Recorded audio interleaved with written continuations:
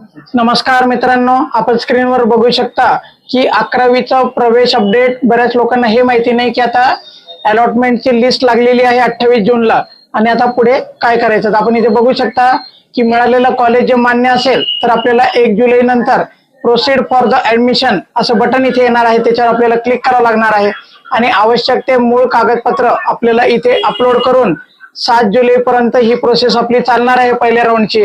आणि त्यानंतर आपल्याला मिळालेले जर प्रथम कॉलेज सोडून जर तुम्हाला दुसऱ्या फेरीला जायचं असेल तर मग आपल्याला तिथे संमती देऊन तसं पुढे प्रोसेस होता येईल. ठीक आहे, तर याप्रमाणे आपल्याला प्रोसीड करायचं आहे. जर आपल्याला माहित नसेल तर 1 जुलैला आपण चेक करा, आपल्याला प्रोसीड फॉर ऍडमिशन याप्रमाणे बटन आलेलं असेल, त्याला क्लिक करून आपल्याला लागलेला नंबर आपण त्या कॉलेजला ऍडमिशन घेऊ शकता. आणि जर आपल्याला पुढच्या राऊंडला जायचं असेल तर मग आपल्याला तिथे इतर बटन दिसणार आहे.